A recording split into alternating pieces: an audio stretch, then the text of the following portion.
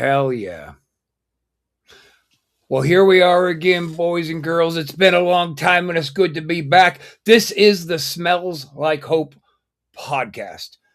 This is a show about the hazards and the hells that come along with drug and alcohol addictions, the roads to recovery, and the inevitable messages of hope that we offer. I know it's been a while since I've been here. My followers, I hate that word followers, but because I'm not a leader, for goddamn sure. I'm just doing my best to get by and hopefully lend some inspiration to those along the way. But the reality is that this very show was one of the jumping off points for the antisocial network to even be a thing. Wrestle Shoot, Smells Like Hope, and Ghosted were the foundational shows of this network. And I stopped doing it because it became a stagnant thing. And not like I was bored doing it. What I want to make sure that this show always brings to you is something you can relate to, something that other people in your life can relate to, and some inspiration, some proof to show you that there is a big, big pot of gold at the end of that rainbow. I am about to come up on my 8-year sober from cocaine. How did I do it? I did it. I just did it. Everybody does it their own way, their own unique and different way. But there are still the fundamentals that we all have in common. You have never heard a story here on Smells Like Hope that you've thought, if you are in addiction or in recovery, that you have thought is completely unique and original. We've all been through the same kind of tortures and torments. How did we get past it? That's what matters. That's where the rubber meets the road, right? Anybody could say, I'm not going to use anymore. But then there's the actual physical action of doing it. The last episode we did here on Smells Like Hope featured my old buddy Jake the Snake Roberts. It was an amazing show, and I thought that was a great thing just to put a pin in it and put it on the shelf for a little bit. Turns out it's been for a few years, but now we're back. And don't worry, you're not going to have to see this face every week on the network, just like you do on other shows. I'm handing the reins of this show over to my sister, Brooke. And Brooke, right now, is on a little fishing trip. She is taking responsibility for some mistakes that she made when she was in the throes of her addiction. When she gets out, she's going to come out with a fresher mind and a different perspective on things, because when you're fishing, you know, that's just kind of what happens. You have time to think and to reflect. So we're back for the next few weeks. I'm going to be getting this thing going again, getting the ship ready to hand over to sweet little sister. And in the meantime, what are we going to talk about today? Well, folks, you know me. Well, most of you know me. Some of you don't, but you're going to get to fucking know me. You can bet your ass on that. And I always like to come with some firepower, right? If you are going to do anything, always make sure that you got your ducks in a row. And today I brought on my homeboy. He is the newest addition to the Antisocial Network. He is our third chair every single week on the very wildly popular Wrestle Shoot podcast. But he also spent a very long time wrestling in Japan, the WWF, the WCW, and he is from the generation like me where wrestling and drugs were just arm in arm. Let's go down that road, baby. So I'm teasing it too much. Max! There he is! Max Payne, brother. Thanks for hanging out. Back from the dregs, my friend. Yes, sir. Look, thank God. If you just left me and Chris by ourselves every week, we'd be in trouble. Everest is hard to scale. You know, I'm sorry, but unless you get dropped there on helicopter, and then especially with the twisted foot. I know it, man. It was the ankle that made it really rough. But I had a good orthopedic support that made it a little easier. So did Mick climb out of the 1,600-foot hole you drove him down through? The abyss? Yeah. Mick's never. It's funny about that. Mick is one of those guys, man. I have to say, he's comfortable in the abyss. Well, and he's very good at landing on his feet, and he always has been. So, you know, he's just one of those guys. He's a miracle man when it comes to that. That's for sure. So let me just real quick, Max, jump off here for the new people who've never seen this right here, this beautiful piece of work right here. I spent some time. There was a good chunk of time for a good couple of years. If you did any cocaine in Pittsburgh, Pennsylvania, it passed through my hands at some point along the way. Wow. I started off as a user, then I just wanted to pay my car off, right? Because, I mean, come on, Max, I'm a natural salesman, right? So for me, selling the product was easy because I was not one of those, I got a gun, I'm a tough guy, motherfuckers. They felt comfortable seeing me. That's what got me what I called the weekend warriors, the high end users. Then I get caught, and now suddenly I have a felony record. And the cocaine did the talking for me. It just took over. And it said, well, you're not getting back in the ring. And you're never going to get a job besides flipping burgers now as a convicted drug dealer. So just keep selling drugs. Poor Cass, man. Chris, for years, tried so hard to pull me back from the abyss because him and Doug have always been very skilled. Doug from Ghosted have always been very skilled at bringing me back off the edge. But when it came to the white girl companion, it just, nope, I'm a criminal. I'm going to keep going. And I became kind of Scarface in Pittsburgh to the point where when I finally ended my run, I ended it with 5 separate felonies and a 20-year suspended sentence, straight time waiting for me. Like, we're going to give you drug court, and if you fuck up, you're going for 20 years. You're done. Put a fork in you. That's Hard right. time. Yep. So but it's funny because before that happened, I made my own choice. And okay, so here's what happened, Max. I woke up one morning and it was beautiful. I had the doors open. I threw up all the windows. I was letting the natural breeze come through. There's about 3 months out of the year in Pittsburgh where it's just angelic weather. You're like, wow, this is a wonderful time to be alive. Yep. And I just come off like a 4-day run, right? I just wasn't even slowing down. I was just all about making money. And I had about $3,000 in coke that I hadn't whacked yet sitting on my ottoman. And I woke up and felt just amazing, just amazing. And I sat down and I turned on the TV and I looked at that bag of coke and I said out loud, I'm not going to do any of you. I'm going to sell all of you. That's just going to be my day. Turn on my phone, waiting for it to ring. And I realized randomly, I do this. And then I realized this side of my face is already numb. So I switched. So I'd been sitting there watching this movie, doing bumps of really not uncut, because nothing is uncut, but really strong product. Boom, boom, boom. And then I moved to the other side before I realized what I was doing. Well, that's when you know you have a problem. So I was seeing a woman that I was very, very fond of. And I gave her a key to my apartment. I didn't hide anything. She knew what I was doing for work. She knew I was doing the product. But she started expressing a problem like, I have kids and I do want to have a future with you, but I can't have a future with my kids with a drug dealer. So, I mean, is this anything we could work on or is it over? And I was like, no, we could work on it. And I was in my heart wanting to stop, right? But how else am I going to make money? So she decided to surprise me by bringing over some lunch. And then when she walked in the door, I had straight margarita nose around both nostrils. And she kind of teared up a little bit. And she took my key and set it on a glass table I had by my door and then just left. And I'd never heard from her again.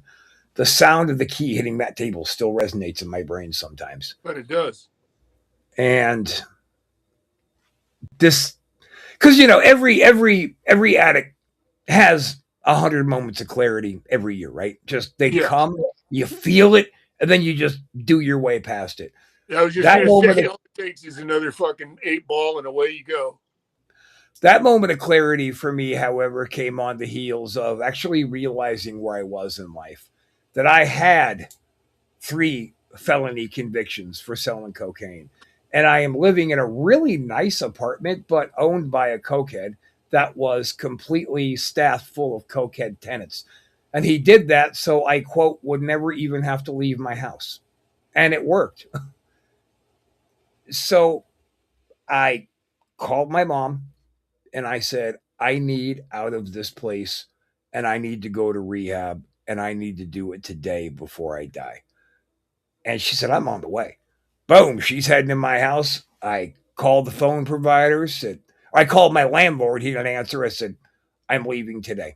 That's that. And I hung up, turned off my cell phone, disconnected the old cloud that I used to have, and took $3,000 in cocaine, clunked it in the toilet, threw the phone in, went and sat on the corner and waited to get picked up. I was actually in a bed the next day because she took me to an outpatient place for an interview. He was going to drug test me.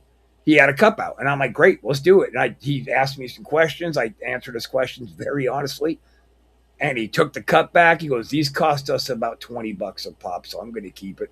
I believe everything you said. I have a bed for you. Can you take it tomorrow?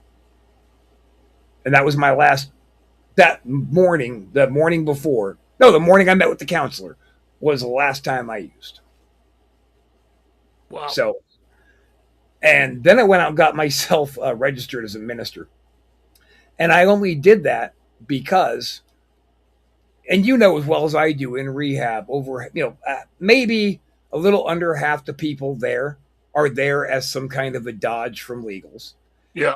Then you get about 25% of them who, the court system's version of the military back in the day. right?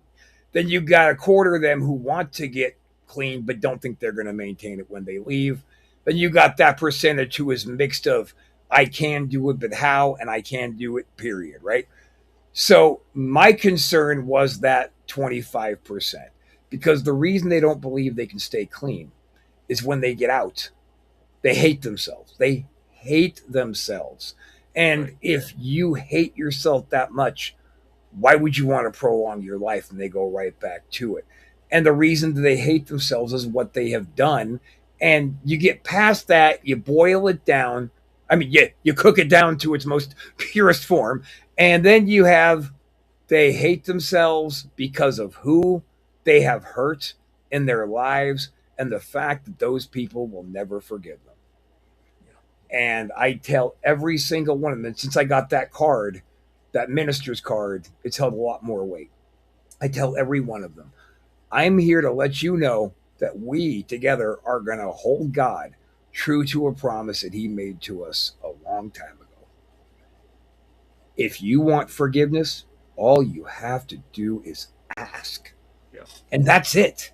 And then that part, you could wipe the slate clean, man. You and God are square. Your friends, your family, the people you have hurt, they want to forgive you.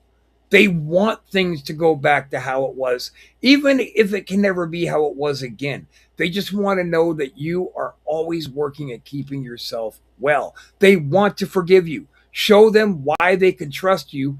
Give them that opening and let them move in. But as far as you and God goes, ask for it and you are square. And you could see them light up. Because they believe it's like, yes, let's go.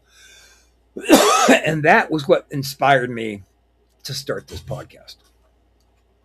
But also too, Rob, and you know this as well. There are also people that won't forgive you, that won't fucking just go, that, and that's the hard part that I've Yeah. dealt with in my life is, yes, there are great, I mean, if you are truly theologically sound, that's the only way I can put that, and without doing anything else than drawing blood. And I don't want to do that because that's not Right.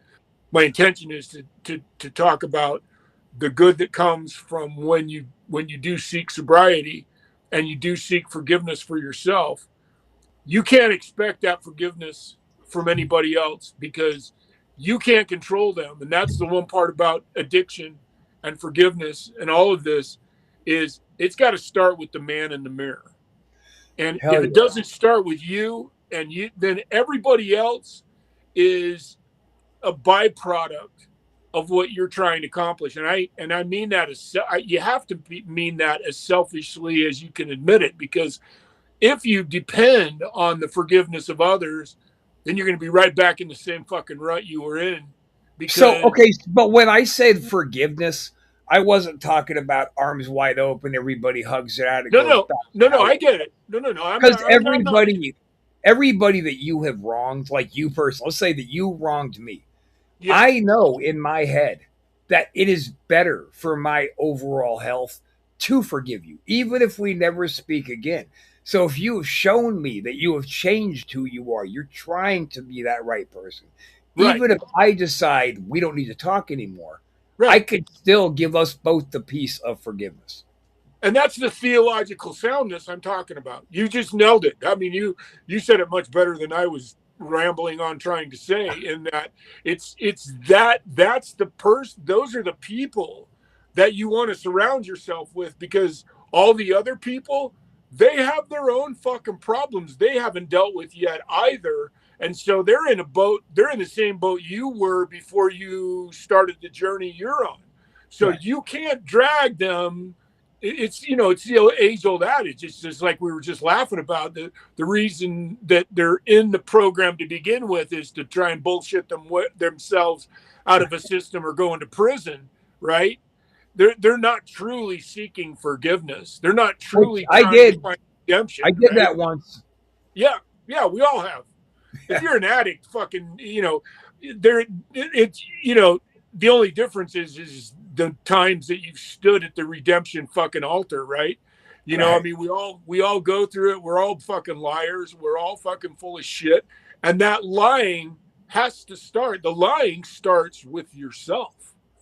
The first person you lie to every fucking day is yourself, and until you quit lying to yourself and take that, and all I'm saying is the true beauty of what you're talking about. But that's what I'm trying to say. I guess the point, and what the only reason I'm bringing up the other people, that you have to turn your head away from them, because it's like it's all encompassed in the same folks that when you walk away, like you were just talking about, threw your phone away, dumped the coke down the toilet, and left the apartment you were in, those motherfuckers ain't coming with you. Right. They're not on the ship with you. They're waiting for the next guy to move into your apartment to fucking fill their fucking drug habit. They Yep. could they could give a Can we fuck get about. another dealer in here? Or come Yeah, on. exactly. All they were asking was your landlord is who's next and when can I call him? That's all they gave a fuck about, right? They didn't give a fuck that Rob had fucking been to the edge and wanted to have you take a look at his new fucking friends. They all they gave a fuck about was where was their next fix, and that's my point. And some of those people, you'll be surprised, they may be the most godly people in the world that will never trust your sobriety, but you can't base your sobriety on their indiscretions. You Right. got to base your sobriety first and foremost on the security of yourself, because that's where, if you don't have it here and you don't know, like, you can never do cocaine again, because if you do, you're right back. It's not a Oh, casual. I'm a dead man if I do coke again. Right, I'm dead. exactly. It's gonna be fucking 3 8 balls a day and wide fucking open and Well, selling and it's going to be 3 8 balls the first day because I'm going to try to party how I used to and die. right, That's what. exactly. And that's what will happen, is because your body now, we're both older, and when you do that, it's gonna kill you, Yeah. because you can't. It's like John Entwistle. I love the Who, but I read an article about John Entwistle. He thought he could do cocaine the way he did it his whole life, and at fucking 60 years old, he was doing 3 8 balls a day, and it finally caught up with him, and his heart said, "You know what? At 60 years old, That's enough. Yep. fuck you, I ain't doing 3 8 balls a day any longer." And that's it. So all I'm saying is, the protectionism that has to be built into your with to that is built into your coming clean. It has to the most powerful connection has to be right here. That's got to be What first and foremost, and because the forgiveness from the people who are theologically sound, will be a given because that's who they are. You're like your mom. That's the perfect example. Your mom didn't fucking even think twice. She was in the car, you know. It was that cry for help, and it was immediately answered. Right, and that's those are the those that's and that's my point in what I was trying to add to what you were saying is those are the theologically sound people and morally sound people that you want to surround yourself with because they are truly your friends. That when But, if but, but they hang on, really let's boil this back real quick though, just one step. You said something earlier that I think we need to expound on, and I'm going to actually add on to it. So when you decide, when that moment of clarity hits you, I think that maybe I need to get clean. Why say maybe? Because let's be honest, right now, you are the most selfish person that you know. You yeah, manipulate, you steal, you lie to get your drug for you. Everybody else be damned. Now right, let's flip that around. What can you do for you? You can get well, you can have a productive life, you can excel, you can be happy, you can live. Those are all selfish things that you can immediately decide to do for you. You don't have to ask people in your life to get involved. You're already a top shelf selfish son of a bitch. So yeah, why not just move to the other side of that shelf and be selfish to help you instead of trying to die? yeah. That's exactly it right there. When do you make that decision? And you and I, let's both be honest about our addiction. When we talk about sobriety, we're not talking about cessation completely because we both have our own addictions still that we have to Absolutely. I'll go on record right now as to say for me, weed helped my sobriety a lot, right, helps right. my pain level that I sustained in the Of wrestling business. course. So I'm And an advocate of weed. and alcohol and what like for me, I had to for me I because of wrestling, because of the fucked up life we lived, because of the fact that now I'm 65 years old and I'm really paying the fucking price. I have to figure out because really the quality of life that I want to have. I've tried living without opioids, and I've talked about it openly, and I'm talking about it openly now. Is I have to manage some kind of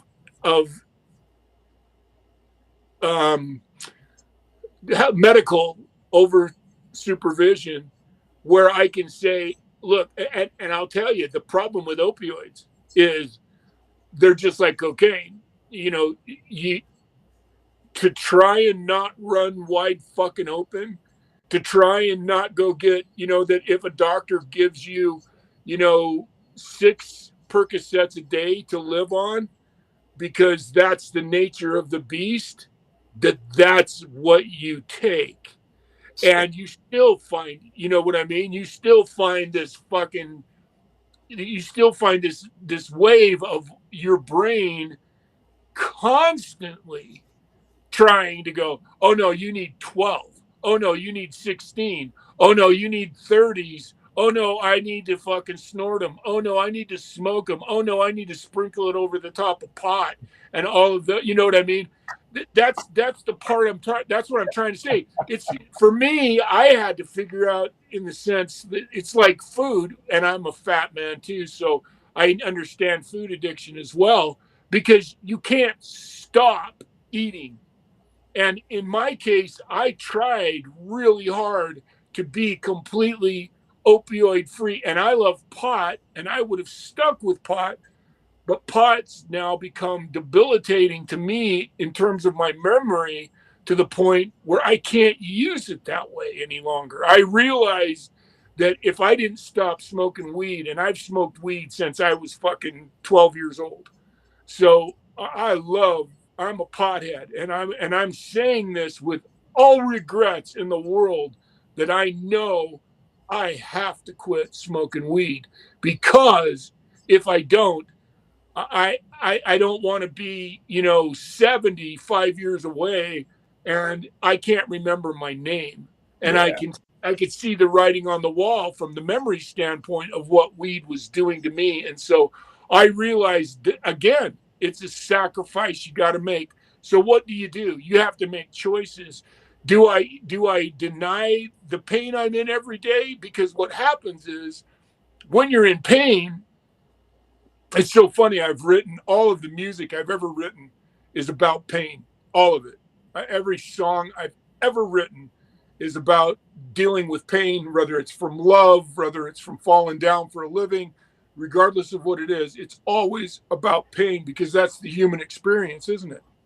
I mean, cocaine, is there anything better than cocaine to take your pain away? It makes you Is numb, there right? I mean, anything better than cocaine for a lot of things? no, I I'm not know, exactly. I'm not Yeah, going to downplay the product itself because let's be honest, people don't get hooked on drugs because it doesn't feel amazing.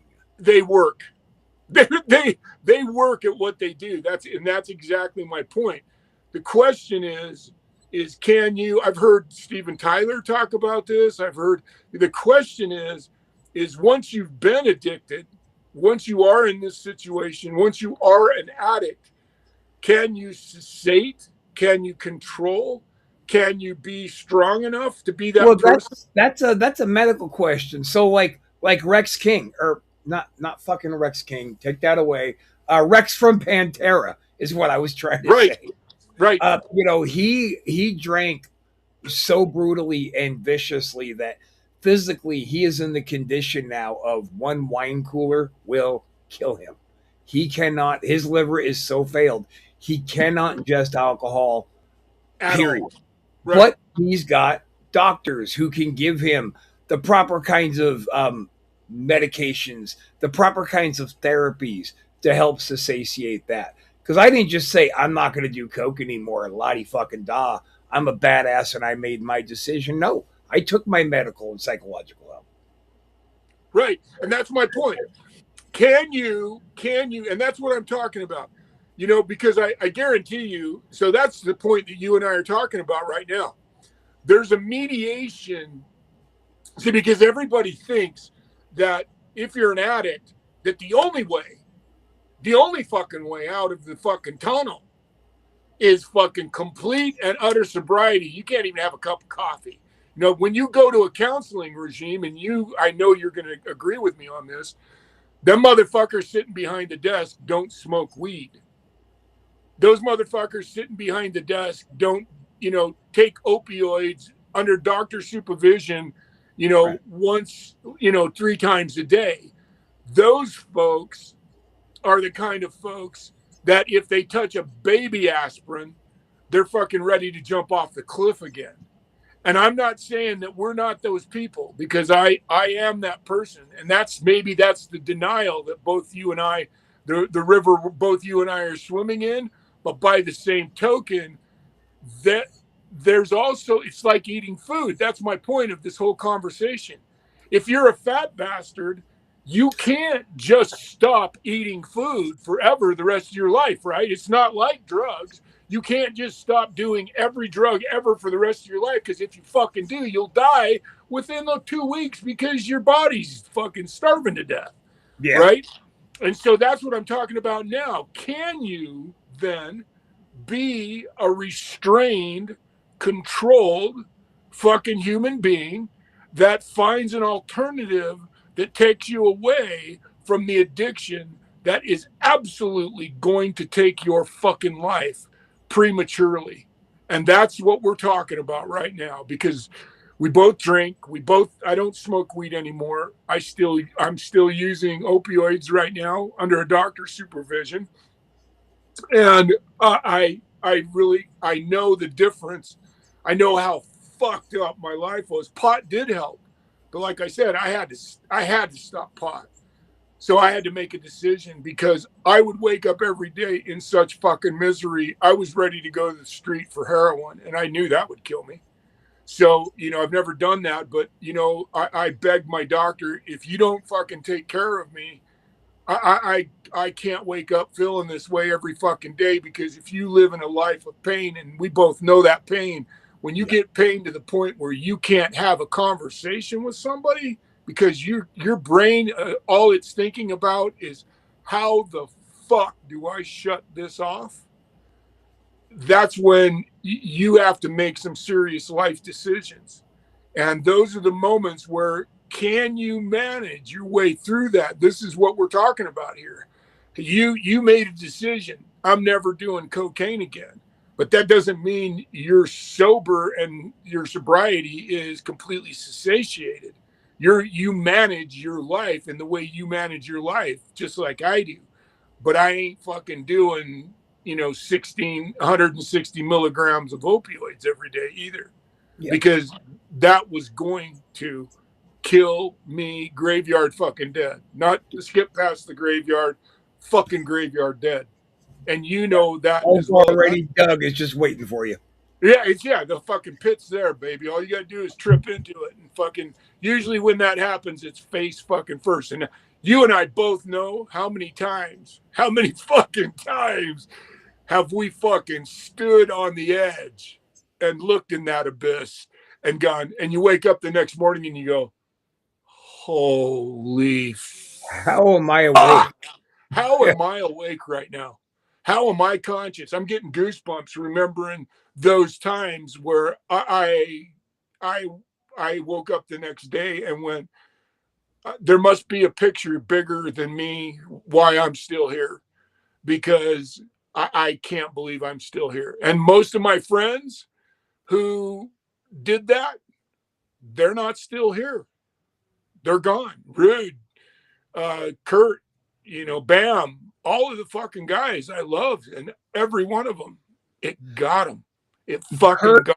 and the thing is, I think that Kirk, so like, let's be honest about what happened with Kurt Hennig right before he went. We all know how he went and why he went, but there were so many leading up factors into that. His dad dying on him, Rick dying on him, his wife fucking, we're not going to do this anymore. If you saw Kurt Hennig in person the last 2 years of his life, he wasn't there anymore. He I was know, very recessed all the way back. So Kurt wanted to die the way he did. And in my but I opinion, he think they, tried to but go in out fair, fun. but in fairness, Rob, they all did. Rude, I've heard all of the rumors about Rude. I trust me, man. I laid it down with Rick Rude. I've been to the fucking edge with him, and he's fun. He was fun to go to the edge with. So there's no doubt in my mind, Rude knew what the fuck he was doing. I'm not accusing him of committing suicide, but when you, just like you and I are still here because we knew we were committing suicide. We knew we were going to take our own lives, whether we wanted to face it or not. We knew that that was going to happen if we continued down the path you're on. You can say, "Oh no, but it was an accident." But if you continue down the path that I mean, you get to the point where you're eating so many Valiums and and you're a pillhead and you're eating all the painkillers.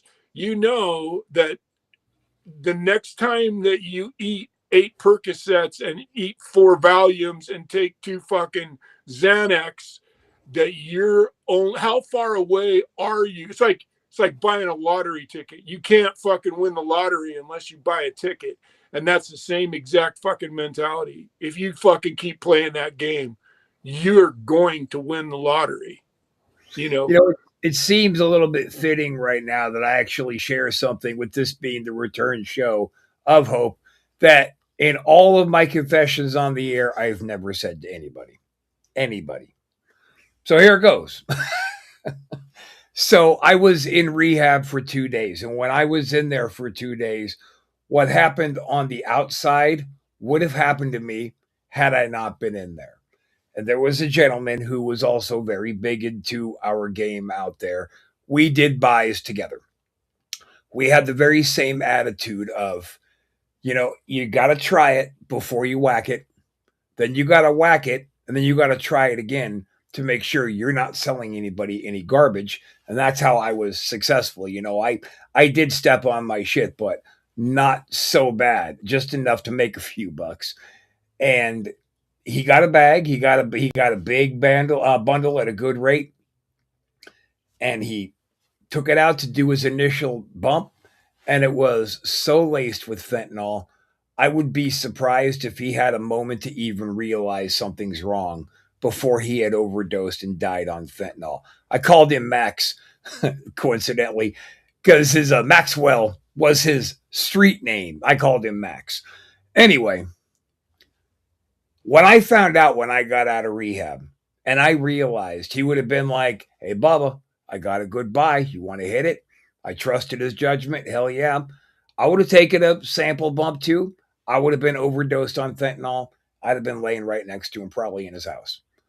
So, the point for telling that story to anybody who's listening is don't have your moment of clarity and think, maybe I'll think about this more tomorrow. Because tomorrow might be that day. It might be that bullet that you dodge if you listen to your moment of clarity right now. I dodged a grenade because they So, said he was so laced with fentanyl and he didn't do heroin or pills or any of that.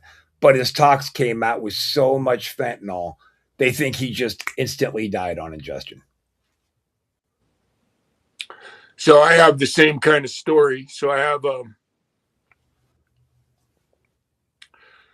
a brother, had a brother who I it's ironic when I tell this story. I had a brother who um, I did not realize. I mean, I'm a junkie, and I didn't realize my brother was a junkie. I Oh, wow. wasn't I wasn't listening to him, but this is the kind of junkie he was, brother. So one time we were in California, and he hopped on my brother's Harley, and it tipped over, and he broke his ankle. And he went to the fucking. We went to the doctor, and they gave him opioids.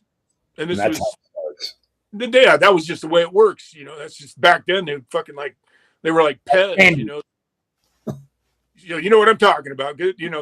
That's part of the reason that wrestlers are fucked up. We come from the era of fucking, it was so so easy. easy to get paid. So easy. Yeah, you didn't even have to ask. The fucking doctors already had the script out going, what do you want? Um, I delivered opioids to Roddy Piper on the set of Body Slam. That was one of the first things I did for Red Bastien. Oh Red my called god! me. Oh my god! Listen, Max, hang on, hang on. I think you're about to get into some awesome shit, and we're just about out of time.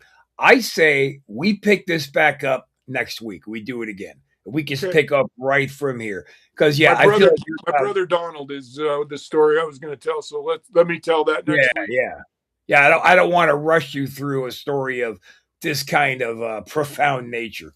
So let's put a pin in that and let's definitely hit this again next Sunday.